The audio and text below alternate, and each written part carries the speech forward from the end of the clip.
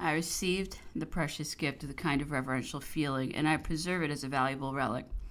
Passing from that to the examining of a large cabinet, he looked over some portraits of his own family and some presents, which he had personally received. These consisted of the portraits of Madame, of the Queen of Naples, of the daughters of Joseph and his brothers, of the King of Rome, etc., and Augustus and Olivia, both exceedingly rare continents of Scipio, and another antique of immense value given to him by the Pope, a Peter the Great on a box, another box with a Charles V, another with a Turan, and some which were in daily use covered with a collection of medallions of Caesar, Alexander, Sylla, Mithridates, etc. Next came some snuff boxes ornamented with his own portrait set in diamonds. He then looked for one without diamonds, and not finding it, he called his valet de chambre to inquire about it. Unfortunately, this portrait still remained in the town along with the greater part of its effects. I felt mortified at receiving this intelligence. I could not help thinking that I had been a loser by this mischance. The emperor then examined several snuff boxes which Louis XVIII had left on his table at the Tuileries at the time of his precipitate departure. On one of these were represented on a black ground the portraits of Louis XVI, of the Queen, and of Madame Elizabeth, executed in paste in imitation of ivory, and fantastically arranged. They formed three crescents placed back to back in the shape of an equilateral triangle, and groups of cherubs closely interwoven composed the external border. Another box presented a watercolor sketch of a hunt, which had no other claim to merit than the circumstance of its being attributed to the pencil of the Duchess d'Angoulême. A third was surmounted with a portrait which appeared to be that of the Countess of Provence. These three were of simple and of an ordinary execution and could possess no other value than that which their history attaches to them. On the emperor's arrival in Paris on the evening of the 20th of March, he found the king's study precisely in the state in which it had been used. All his papers still remained on the tables. By the emperor's desire, these tables were pushed into the corners of the apartment and others brought. He gave orders that nothing should be touched, intending to examine the papers at his leisure. And as the emperor himself quitted France without returning to the Tuileries, the king must have found his study and his papers nearly as he had left them. The emperor took a hasty glance at some of the papers. He found among them several letters from the king to Monsieur d'Avray Madeira, where the latter died. They were written in the king's own hand and had doubtless been sent back to him. He found also some confidential letters of the king, likewise in his own hand. But how came they there? How had they been returned to him? That would be difficult to explain. They consisted of 5 or 6 pages written in very elegant language and displaying some sense, but very abstract and metaphysical. In one of them, the prince said to the lady whom he addressed, "Judge, madame, how much I love you. I have left off mourning for your sake." And here, said the emperor, the idea of the mourning was followed up by a succession of long paragraphs, quite in an academic style. The emperor could not imagine to whom it had been written or what the mourning alluded to. I could not assist his conjectures on either of these points. 2 or 3 days after the emperor had replaced a certain individual at the head of a celebrated institution, he found in one of the tables a memoir from that very person, which, from the terms in which it was couched with reference to himself and the whole of his family, would certainly have prevented him from signing the reappointment. There were also many other documents of the same nature, but the most complete records of baseness, deceit, and villainy were found in the apartments of Monsieur Blacas, Grand Master of the Wardrobe and Minister of the Household. These were filled with plans, reports, and petitions of every kind. There were few of these papers in which the writers did not put themselves forward at the expense of Napoleon, whom they were far from expecting to return. They formed altogether such a mass that the emperor was obliged to appoint a committee of 4 persons to examine them. He now thinks he was to blame in not having confided that office to a single individual, and with such injunctions that he might have felt confident nothing was suffered to escape. He has since had reason to believe that these papers might have afforded some salutary hints respecting the treachery which surrounded him on his return from Waterloo. Among The rest, there was a long letter from one of the female attendants of the Princess Pauline. This voluminous letter was expressed in very coarse language with respect to the princess and her sisters, and describing the emperor, to whom the writer always alluded under the title of "that man" in the worst possible colors. This had not been thought sufficient. Part of it had been erased and interlined by another hand in order to bring forward Napoleon in the most scandalous manner, and on the margin, in the hand of the interlineator, were written the words, "fit to be printed." A few days more and this libel would probably have been published. An upstart woman who held a distinguished rank in the state and who had been overwhelmed with acts of kindness from the emperor wrote in a great hurry to her friend, another upstart, to acquaint her with the famous decision of the Senate respecting the forfeiture and proscription of Napoleon. The letter contained the following: "My dear friend, my husband has just returned. He is tired to death, but his efforts have carried it. We are delivered from that man, and we shall have the Bourbons. Thank God. We shall now be real countesses," etc. Among these papers, Napoleon experienced some mortification to meet with some containing very improper remarks respecting himself personally, and those too in the very handwriting of individuals who only the day before had assembled round him and were already in the enjoyment of his favors. The first impulse of his indignation was to determine that they should be printed and to withdraw his protection. A second thought restrained him. "We are so volatile, so inconstant, so easily led away," said he, "that after all I could not be certain that those very people had not really and spontaneously come back to my service. In that case, I should have been punishing them at the very time when they were returning to their duty. I thought it better to seem to know nothing of the matter, and I ordered all their letters to be burnt. The 28th through the 31st, my son and I prosecuted our labors without intermission. His health, however, began to be affected. He felt a pain in his chest. My eyes also grew weak. These were really the effects of our excessive occupation. Indeed, we had gone through an amazing quantity of work. We had already nearly arrived at the end of the campaign of Italy. The emperor, however, did not yet find that he had sufficient occupation. Employment was his only resource, and the interest which his first dictations had assumed furnished an additional motive for proceeding with them. The campaign of Egypt was now about to be commenced. The emperor had frequently talked of employing the grand marshal on this subject. Those of our party who were lodged in the town were badly accommodated and were dissatisfied at being separated from the emperor. They were harassed by the constraint and mortifications to which they were subjected. I suggested to the emperor that he should set us all to work at the same time and proceed at once with the campaigns of Italy and Egypt, the history of the consulate, the return from the island of Elba, etc. The time, I observed, would then pass more quickly. This great work, the glory of France, would advance more rapidly, and the gentlemen who resided in the town would be less unhappy. The idea pleased the emperor, and from that moment one or two of his suite came regularly every day to write by his dictations, the transcript of which they brought to him the next morning. They then stayed to dinner, and thus afforded the emperor a little more amusement. We made such arrangements that the emperor insensibly found himself more comfortably situated in many respects. A tent, which had been given to me by the colonel of the 53rd Regiment, was spread out so as to form a prolongation of the room occupied by the emperor. His cook took up his abode at Briar's. The table linen was taken from the trunks. The plate was set forth, and our first dinner after these preparations was a sort of fete. The evening, however, always hung heavily on our hands. The emperor would sometimes visit the adjoining house.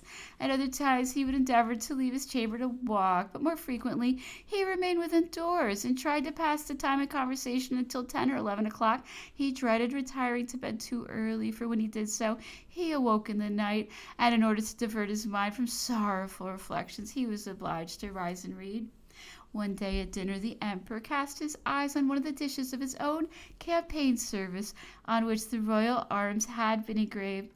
"How they have spoiled this!" he exclaimed in very energetic terms, and he could not refrain from observing that the king had been in a great hurry to take possession of the imperial plate, which he certainly could not claim as having been taken from him, since it unquestionably belonged to him, Napoleon. for he added that when he ascended the throne, he found not a vestige of royal property. At his abdication, he left to the crown 5 millions in plate and between 40 and 50 millions in furniture, which was all purchased with his own money out of the civil list. In a conversation one evening, the emperor related the circumstances attending the event of Brumaire. I suppressed the particulars because they were afterwards dictated to General Gourgaud, and a detailed account of this remarkable affair will be found in the Memoirs. Sieyès, who was one of the provisional consuls, along with Napoleon, astonished to hear his colleague on the very first conference discussing questions relative to finance, administration, the army, law, and politics, left him quite disconcerted and ran to his friends saying, "Gentlemen, you have got a master. This man knows everything, wills everything, and can do everything." I was in London at that time, and I told the emperor that the emigrants there had formed great hopes and placed much confidence on the events of the 18th of Brumaire and on his consulate. Several of us who had formerly been acquainted with Madame de Beauharnais immediately set out for Paris, hoping through her means to exercise some influence or give some direction to affairs which then appeared under a new aspect. Our general opinion at the time was that the first consul had waited for propositions from the French princes. We grounded this opinion on the circumstance of his having been so long without manifesting his intentions respecting them, which, however, he did some time afterwards in a way most overwhelming by means of a proclamation. We attributed this result to the stupid conduct of the Bishop of Arras, the counselor and director of our affairs, who, according to his own confession, went to work with his eyes shut and boasted of not having read a single newspaper for a series of years, ever since they had been filled, as he said, with the successes and falsehoods of those wretches. On the first establishment of the consulate, someone having attempted to persuade the bishop to enter into negotiations with the consul through the mediation of Madame Bonaparte, he rejected the proposition with indignation, and in language of so coarse and disgusting a nature as induced a person to tell him that his expressions were far from being episcopal, and that he certainly had never learned them from his breviary. About the same period, he made use of some gross invectives against the Duc de Choiseul, and that too at the table of the prince, where he was smartly reprimanded for them, and all this was only because the Duke, on being released from imprisonment at Calais and escaping death through the protection of the consul, concluded his reply to the inquiries made by the prince relative to Bonaparte by protesting that, for his part, he should never cease to acknowledge his personal gratitude towards him. To all this the emperor replied that he had never bestowed a thought on the princes, that the observations to which I had alluded proceeded from one of the other consuls, and were made without any particular motive, that we who were abroad seemed to have no idea of the opinions of those at home, and that even if he had been favorably disposed towards the princes, it would not have been in his power to carry intentions into execution. He had, however, received overtures about that period both from Italy and London. The king, he said, wrote him a letter which was conveyed to him by Lebrun, who had from the Abbé de Montesquieu the secret agent of the prince at Paris. This letter, which was written in a very labored style, contained the following paragraph: "You delay long to restore me my throne. It is to be feared that you may allow favorable moments to escape. You cannot complete the happiness of France without me, nor can I serve France without you. Hasten then, and specify yourself the places which you would wish your friends to possess." This letter to the first consul replied: "I have received your Royal Highness's letter. I have always felt a deep interest in your misfortunes and those of your family. You must not think of appearing in France. You cannot do so without passing over 100,000 dead bodies. I shall, however, always be eager to do everything that may tend to alleviate your fate or enable you to forget your misfortunes." The overtures made by the Count d'Artois possessed still more elegance and address. He commissioned as the bearer of them the Duchess de Guiche, a lady whose fascinating manners and personal graces were calculated to assist her in the important negotiation. She easily got access to Madame Bonaparte, with whom all the individuals of the old court came easily in contact. She breakfasted with her at Malmaison, and the conversation turning on London, the emigrants, and the French princes, Madame de Guiche mentioned that, as she happened a few days before to be at the house of the Comte d'Artois, she had heard some person ask the prince what he intended to do for the first consul in the event of his restoring the Bourbons, and that the prince had replied, "I would immediately make him constable of the kingdom, and everything else he might choose, but even that would not be enough. we would raise on the carousel a lofty and magnificent column surmounted with a statue of Bonaparte, crowning the Bourbons. As soon as the first consul entered, which he did very shortly after breakfast, Josephine eagerly repeated to him the circumstance which the Duchess had related. "And did you not reply," said her husband, "that the corpse of the first consul would have been made the pedestal of the column?" The charming Duchess was still present. The beauties of her countenance, her eyes, and her words were directed to the success of her commission. She said she was so delighted. She did not know how she should ever be able to sufficiently to acknowledge the favor which Madame Bonaparte had procured her of seeing and hearing so distinguished a man, so great a hero. It was all in vain. The Duchess de Guiche received orders that very night to quit Paris. The charms of the emissary were too well calculated to alarm Josephine to induce her to say anything very urgent in her favor, and the next day the Duchess was on her way to the frontier. It is, however, absolutely false that Napoleon on his part at a subsequent period made overtures or propositions to the princes touching the cession of their rights or their renunciation of the crown. Though such statements have been made in some pompous declarations profusely circulated throughout Europe. "How was such a thing possible?" said the emperor. "I, who could only reign by the very principle which excluded them, that of the sovereignty of the people. How could I have sought to possess through them rights which are prescribed in their persons? That would have been to prescribe myself. The absurdity would have been too palpable, too ridiculous. It would have ruined me forever in the public opinion. The fact is that neither directly nor indirectly, at home or abroad, did I ever do anything of the kind, and this will no doubt in the course of time be the opinion of all persons of judgment who allow me to have been neither a fool nor a madman. The prevalence of this report, however, induced me to seek and to discover what could have given rise to it, and these are the facts which I collected at the period of the good understanding between France and Prussia. And while that state was endeavoring to ingratiate herself in our favor, she caused inquiry to be made whether France would take umbrage at her allowing the French princes to remain in the Prussian territories, to which the French government answered in the negative.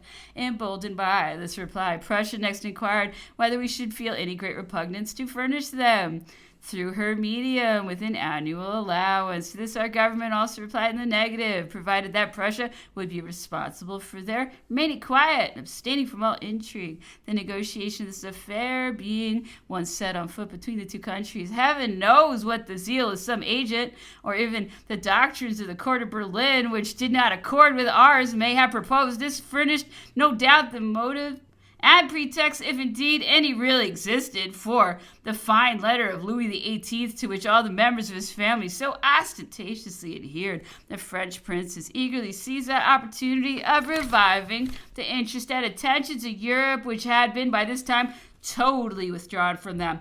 November 1st through 4th. Our days now passed away in the same uniformity as those which he spent on board the vessel. The emperor summoned me to breakfast with him about 10 or 11 o'clock. That meal being concluded after half an hour's conversation, I read to him what he had dictated the evening before, and he renewed his dictations. The emperor discontinued his practice of dressing as soon as he rose and walking before breakfast, which had broken up his day too much and rendered it too long. He never dressed now till about 4 o'clock. He then walked out to give the servants an opportunity making his bed and cleaning his room. We walked in the garden, which he particularly liked on account of its solitude. I had the little arbor covered with a canvas and ordered a table and chairs be placed in it, and the emperor henceforward chose this spot for dictating to such a gentleman as came from the town. For that purpose, in front of Mr. Balcomb's house, there was a walk bordered by some trees. It was here that the 2 English soldiers had posted themselves for the purpose of watching us. They were, however, at length removed by desire of Mr. Balcombe, who felt offended at the circumstance on his own account. Nevertheless, they still continued for some time to move about so as to get a sight of the emperor, either attracted by curiosity or acting in obedience to their orders. At length they entirely disappeared, and the emperor gradually took possession of this lower walk. This was quite an acquisition to his domain, as he walked here every day before dinner. The 2 young ladies with their mother joined him in this walk and told him the news. He sometimes returned to the garden after dinner when the weather permitted. He was then enabled to spend the evening without paying a visit to his neighbors, which he never did when he could avoid it, nor ever till he was satisfied that no stranger stranger was there, which I always ascertained previously by peeping through the window in one of his walks. The emperor conversed much on the subject of the Senate, the legislative body, and particularly the Council of State. The latter, he said, had been of considerable service to him during the whole course of his administration. I will here note down some remarks relative to the Council of State the more readily, as it was very little understood at the time in the drawing rooms of Paris, and as it does not now exist on the same footing as formerly. I shall insert that as I proceed a few lines in its mechanism and prerogatives. The Council of State said the emperor was generally composed of well-informed, skillful, and honest men. Fremont and Boulay, for example, were certainly this class, notwithstanding the immense lawsuits which they conducted and the vast emoluments they enjoyed. I should not be surprised to learn that they are not now in very flourishing circumstances. The emperor employed the councilors of state individually in every case and with advantage. As a whole, they were his real counsel, his mind in deliberation, as the ministers were his mind in execution. At the Council of State were prepared the laws which the emperor presented to the legislative body, a circumstance which rendered it altogether one of the elements of the legislative power. In the council, the emperor's decrees and his rules of public administration were drawn up, and there the plans of his ministers were examined, discussed, and corrected. The Council of State received appeals and pronounced finally on all administrative judgments and incidentally on those of the other tribunals, even those of the Court of Cassation. There were examined complaints against the ministers and appeals from the emperor to the emperor, keep the emperor better informed. Thus the Council of State, at which the emperor uniformly presided, being frequently in direct opposition to the ministers or occupied in reforming their acts and errors, naturally became the point of refuge for persons or interests aggrieved by any authority whatever. All who were ever present at the meetings of the council must know with what zeal the cause of the citizens was there defended. A committee of the Council of State received all the petitions of the empire and laid before the sovereign those which deserved his attention. With the exception of lawyers and persons employed in the administration, it is surprising how far the rest of society were ignorant of our political legislation. No one had a correct idea of the Council of State, of the legislative body, or the Senate. It was received, for example, as an established fact that the legislative body, like an assembly of mutes, passively adopted without the least opposition all the laws which were presented to it. That which belonged to the nature and excellence of the institution was attributed to its complacence and civility. The laws which were prepared in the Council of State were presented by commissioners, chosen from that council to a committee of the legislative body appointed to receive them. They were there amicably discussed and were often quietly referred back to the Council of State to receive some modifications. When the two deputations could not come to an understanding, they proceeded to hold regular conferences under the presidency of the Arch-Chancellor or the Arch-Treasurer, so that before these laws reached the legislative body, they had already received the assent of two opposite parties. If any difference existed, it was discussed by the two committees in the presence of the whole of the legislative body performing the functions of a jury, which, as soon as its members had become sufficiently acquainted with the facts, pronounced its decision by a secret scrutiny. Thus, every individual had an opportunity of freely giving his opinion, as it was impossible to know whether he had put in a black or a white ball. No plan, said the emperor, could have been better calculated to correct our national effervescence and our experience in matters of political liberty. The emperor asked me whether I thought discussion perfectly free in the Council of State, or whether his presence did not impose a restraint on the deliberations. I reminded him of a very long debate during which he had remained throughout singular in his opinion, and had at last been obliged to yield. He immediately recollected the circumstance. Oh, yes, said he. That must have been on the case of a woman of Amsterdam who had been tried for her life and acquitted several times by the imperial courts, but against whom a fresh trial was demanded in the Court of Cassation. The emperor hoped that this happy concurrence of the law might have exhausted its severity in favor of the prison, that this lucky fatality of circumstances might have turned to her advantage. It was urged in reply that he possessed the beneficent power of bestowing pardon, but that the law was inflexible and must take its course. The debate was a very long one. Monsieur Murat spoke a great deal and very much to the point. He persuaded everyone except the emperor, who still remained singular in his opinion, and at length yielded with these remarkable words: "Gentlemen, the decision goes by the majority here. I remain single, and I must yield. But I declare in my conscience that I yield only to forms. You have reduced me to silence, but by no means convinced me." So little was the nature of the Council of State understood by people in general that it was believed no one dared utter a word in that assembly in opposition to the emperor's opinion. Thus I very much surprised many persons when I related the fact that one day during a very animated debate, the emperor, having been interrupted 3 times in giving his opinion, turned towards the individual who had rather rudely cut him short and said in a sharp tone, "I have not yet done. I beg you will allow me to continue. I believe everyone here has a right to deliver his opinion." The smartness of this reply, notwithstanding the solemnity of the occasion, excited a general laugh in which the emperor himself joined. "Yet," said I to him, "the speakers evidently sought to discover what might be your majesty's opinion. They seemed to congratulate themselves when their views coincided with yours, and to be embarrassed on finding themselves maintaining opposite sentiments. You were accused, too, of laying snares for us in order to discover our real opinion.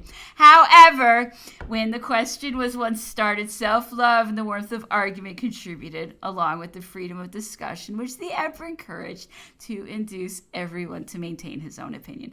I do not mind being contradicted," said the emperor. "I seek to be informed. Speak boldly," he would repeat whenever the speaker expressed himself equivocally or the subject was a delicate one. "Tell me what you think. We are alone here. We are all en famille."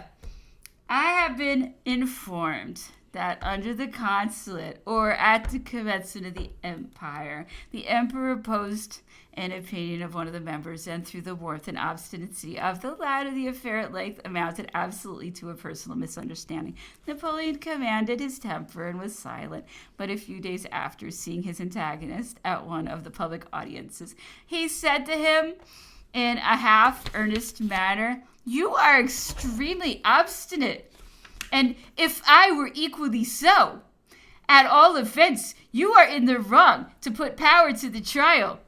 You should not be unmindful of human weakness." On another occasion, he said in private to one of the members, who had likewise driven to the utmost extreme, "You must take a little more care to consult my temper. You lately rather exceeded the bounds of discretion. You obliged me to have recourse to scratching my forehead. That is a very ominous sign with me. Avoid urging me so far in the future." Nothing could equal the interest which the presence and the words of the emperor excited in the Council of State. He presided there regularly a week when he was in town, and then none of us would have been absent for the whole world. I told the emperor that 2 sittings in particular had made the deepest impression on me, one entirely out of sentiment, relating to matters of internal police, in which he had expelled one of the members of the council; the other of a constitutional decision in which he had dissolved the legislative body. A religious party was fomenting civil discord in the state by secretly circulating bulls and letters from the Pope. They were shown to a councillor of state appointed to superintend religious worship, and who, if he did not himself circulate them, at least neither prevented nor denounced their circulation. This was discovered, and the emperor suddenly challenged him with the fact in open council. "What could have been your motive, sir?" said he. "Were you influenced by your religious principles? If so, why are you here? I use no control over the conscience of any man. Did I force you to become my councillor of state? On the contrary, you solicited the post as a high favor. You are the youngest member of the council, perhaps the only one who has not some personal claim to that honor. You had nothing to recommend you but the inheritance of your father's services. You took a personal oath to me. How could your religious feelings permit you openly to violate that oath, as you have just done now? Speak, however. You are here in confidence. Your colleagues shall be your judges. Your crime is a great one, sir. A conspiracy for the commission of a violent act is stopped as soon as we seize the arm that holds the poignard. But a conspiracy to influence the public mind has no end. It is like a train of gunpowder. Perhaps at this very moment the whole Towns are thrown into commotion through your fault. The counselor, quite confused, said nothing in reply. The first word had sufficed to convict him. The members of the council, too, the majority of whom this event was quite unexpected, were struck with astonishment and observed profound silence. Why, continued the emperor, did you not, according to the obligation imposed by your oath, discover to me the criminal and his plots? Am I not at all times accessible to every one of you? Sire, said the counselor, at length venturing to reply, he was my cousin. Your crime is none the greater, sir, replied the emperor sharply. Your kinsman could only have placed in office at your solicitation. From that moment, all the responsibility devolved on you. When I look upon a man as entirely devoted to me as your situation ought to render you, all who are connected with him and all for whom he becomes responsible from that time require no watching. These are my maxims. The accused member still remained silent, and the emperor continued. The duties which a counselor of state owes to me are immense. You, sir, have violated those duties, and you hold the office no longer. Be gone! Let me never see you here again. The disgraced counselor, as he was withdrawing, passed very near the emperor. The latter looked at him and said, I am sincerely grieved at this, sir, for the services of your father are still fresh in my memory. When he was gone, the emperor added, I hope such a scene as this may never be renewed, as it has done me too much harm. I am not distrustful, but I might become so. I have allowed myself to be surrounded by every party I have placed near my person, even emigrants and soldiers of the army of the Conde. And though it was wished to induce them to assassinate me, yet, to do them justice, they have continued faithful. Since I have held the reins of government, this is the first individual employed about me by whom I have been betrayed. And then turning towards Monsieur Lecret, who took note of the debates of the Council of State, he said, Write down betrayed, do you hear? What an interesting collection were those reports of Monsieur Lecret. What has become of them? All that I have here related would be found in them word for word. With respect to the dissolution of the legislative body, the Council of State was convoked either on the last day or the last day but one of December 1813. We knew that the debate would be an important one without, however, knowing its object. The crisis was of the most serious nature. The enemy was entering on the French territory. Gentlemen, said the emperor, you are aware of the situation of affairs and the dangers to which the country is exposed. I thought it right, without being obliged to do so, to forward a private communication on the subject to the deputies of the legislative body. I wish thus to have associated them with their dearest interests, but they have converted this act of my confidence into a weapon against me. That is to say, against the country. Instead of assisting me with all their efforts, they seek to obstruct mine. Our attitude alone would be sufficient to check the advance of the enemy, while their conduct invites him. Instead of showing him a front of brass, they unveil to him our wounds, that they stun me with their clamorous demands for peace, while the only means to obtain it was to recommend war. They complain of me. They speak of their grievances, but what time, what place do they select for so doing? These are subjects to be discussed in private, and not in the presence of the enemy. Was I inaccessible to them? Did I ever show myself incapable of arguing reasonably? It is time, however, to come to a resolution. The legislative body, instead of assisting me in saving France, wishes to accelerate her ruin. The legislative body has betrayed its duty. I fulfill mine. I dissolve it. He then ordered the reading of a decree, the purport of which was that 2/5 of the legislative body had already gone beyond their power. That on the 1st of January, another fifth would be in the same situation, and that consequently the majority of the legislative body would then be composed of members who had no right to be in it. That, in consideration of these circumstances, it was from that moment prorogued and adjourned until fresh elections should be made. After the reading of this document, the emperor continued, Such is the decree which I issue, and were I assured that it would bring the people of Paris in a crowd to the Tuileries to murder me this very day, I would still issue it, for such is my duty. When the people of France placed their destinies in my hands, I took into consideration the laws by which I was to govern them. And I thought those laws insufficient, I should not have accepted them. I am not a Louis XVI. Daily vacillations must not be expected from me. Though I have become emperor, I have not ceased to be a citizen. If anarchy were to resume her sway, I would abdicate and mingle with the crowd to enjoy my share of the sovereignty, rather than remain at the head of a system in which I should only compromise all, without being able to protect anyone. Besides, concluded he, my determination is conformable to the law, and if everyone here will do his duty this day, I shall be invincible behind the shelter of the law, as well as before the enemy. But alas, everyone did not perform his duty.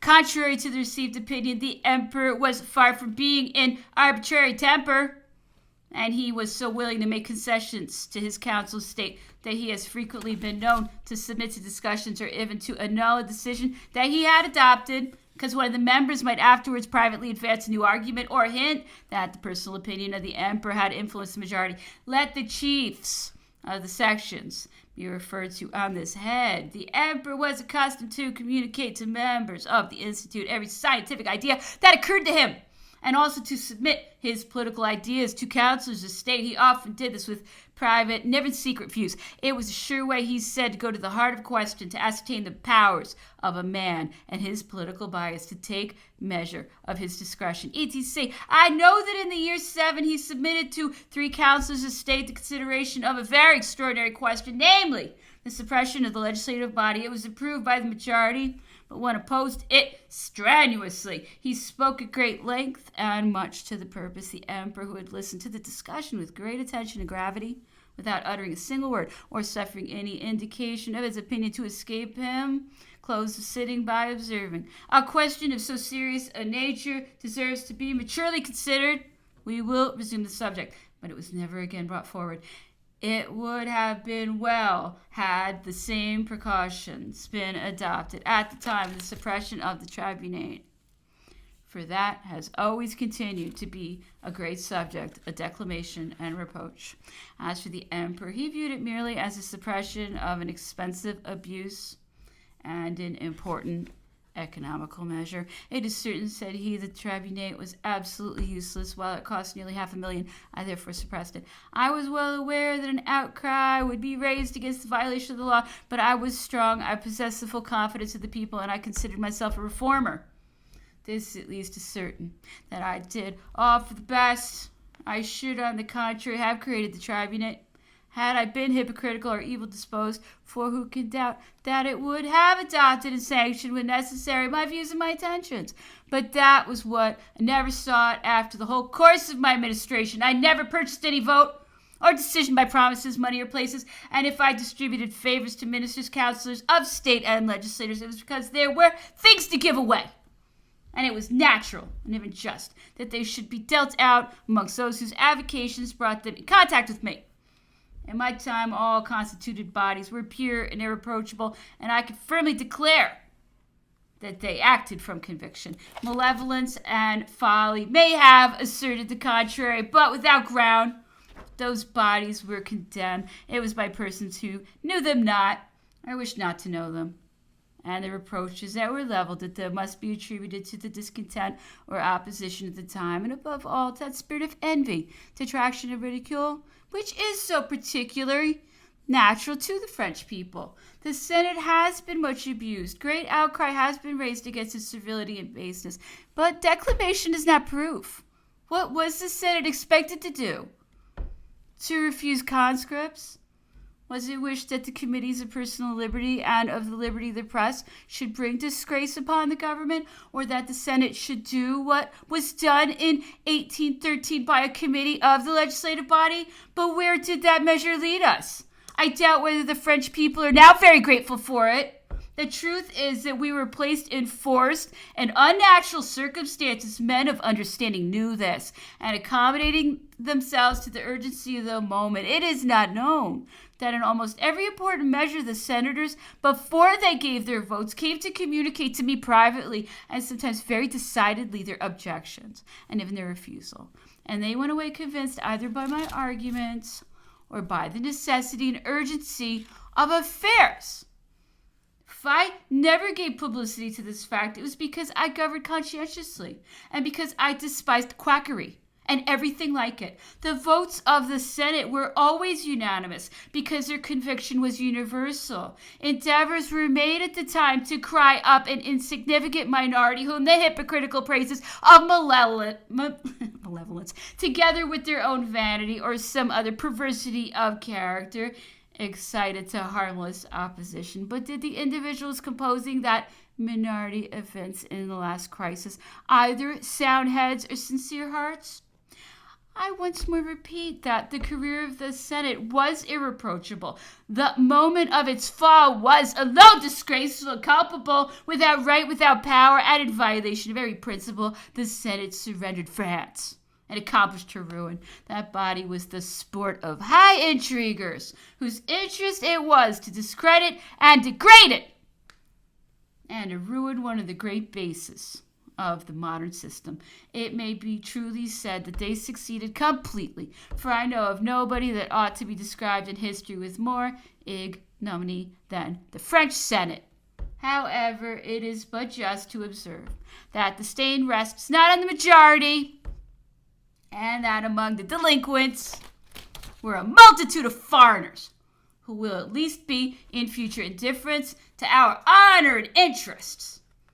On the arrival of the Comte d'Artois, the Council of State exerted every effort to attract his attention and secure its favor. A deputation of the council was twice presented to him, and permission was solicited to send one to meet the king at Compiègne.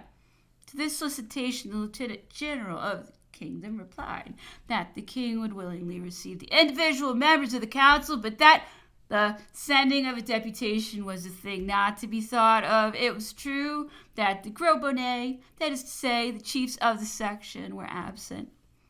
All this agitation had no other object than to ensure the payment of their salary and perhaps the retention of their places. Thus the Council of State immediately signed its adherence to the resolutions of the Senate, avoiding, it is true, every expression that might be offensive to Napoleon. And you signed it, said the emperor. No, sire, I declined signing that adherence on the ground that it was an egregious piece of folly to endeavor to remain successfully the counselor and the confidential servant of two antagonists. And besides, if the emperor were wise, the best pledge could be offered to his notice would be fidelity and respect towards the conquered party. And you reasoned rightly, said Napoleon the Fifth.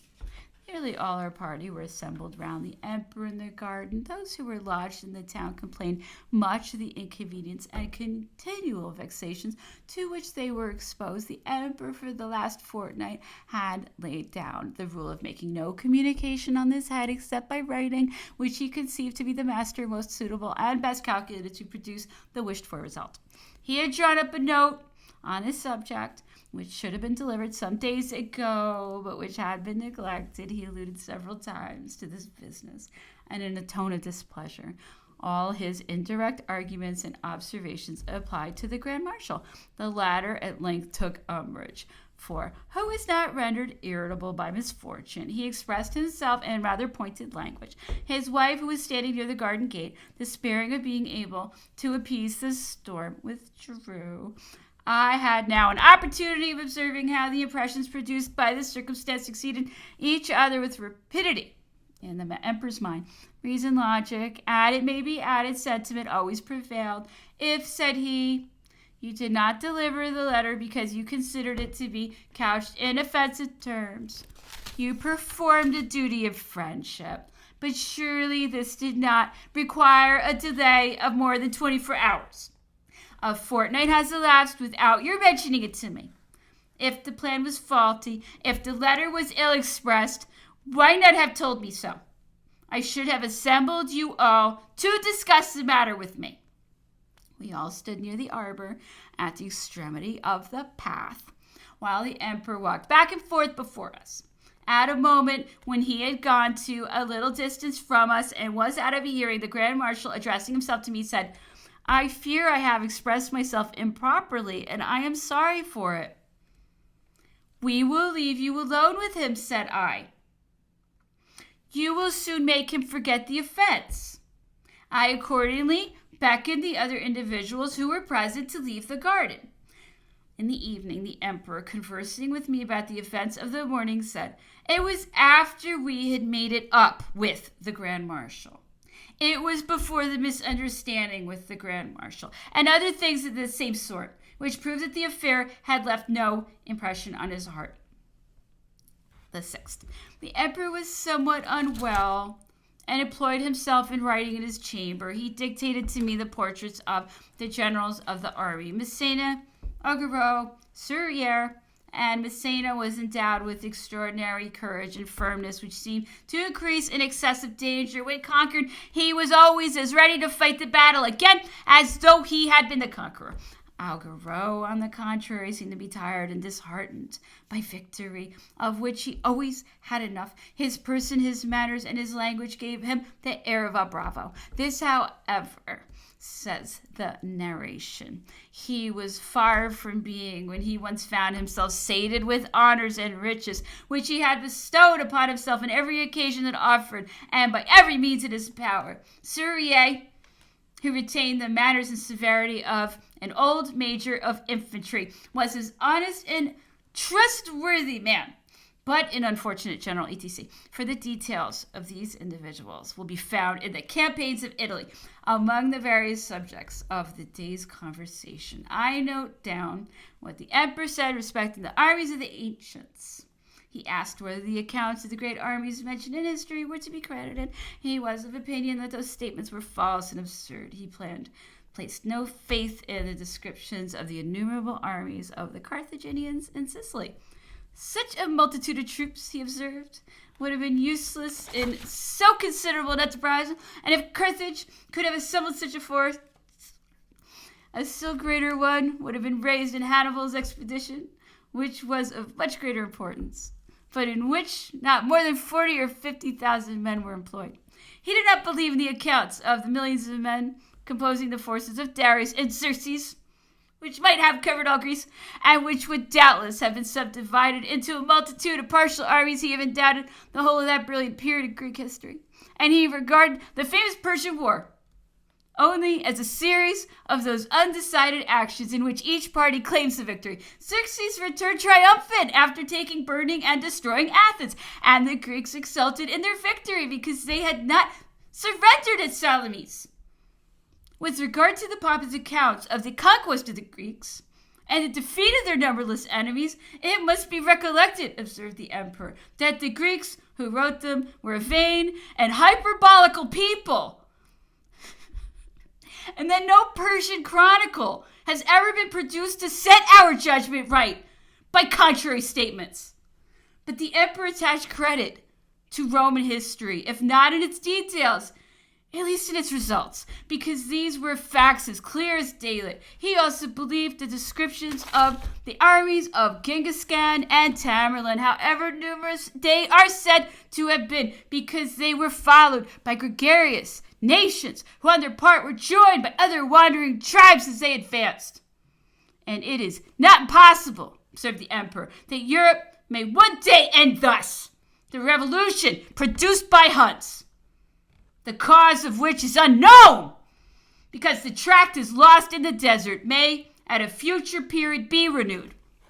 The situation of Russia is admirably calculated to assist her in bringing about such a catastrophe. She may collect at will numberless auxiliaries and scatter them all over Europe. The wandering tribes of the north will be the better disposed and the more impatient to engage in such enterprises, in proportion as their imaginations have been fired and their avarice excited by the successes of those of their countrymen who lately visited us.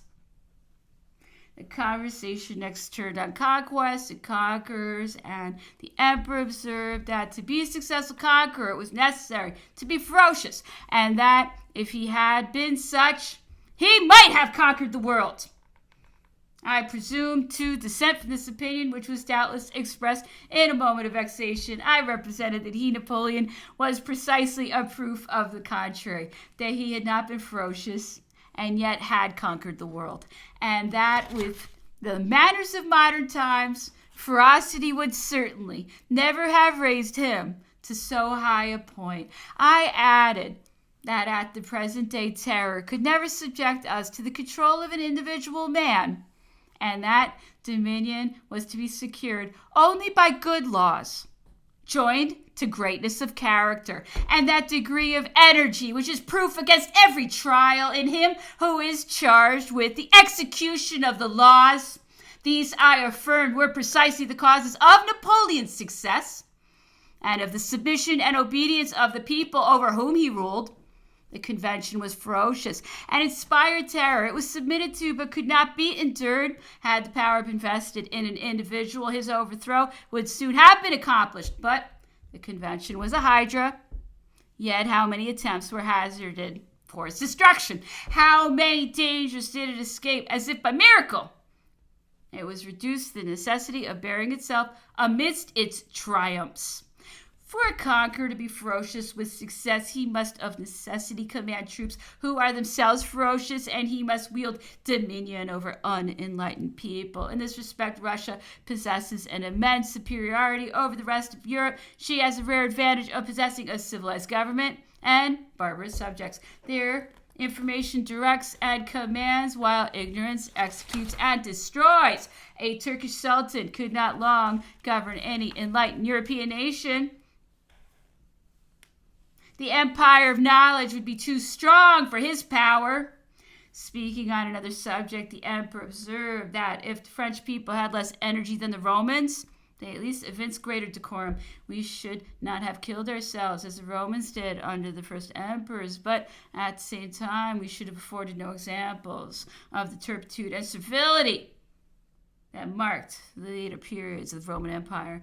Even our own most corrupt days, said he, our baseness was not without certain restrictions. Courtiers whom the sovereign could have prevailed on to do anything in his own palace would have refused to bend the knee to him at his levee. I have already mentioned that we had with us scarcely any document relative to French affairs during the emperor's time. The books that had been brought among his effects were merely a few classics, which he carried about with him in all his campaigns. I received from Major Hudson, a resident of the island, a political compendium from 1793 to 1807 entitled The Annual Register, which contains the succession of political events during each year, together with some of the most important official documents.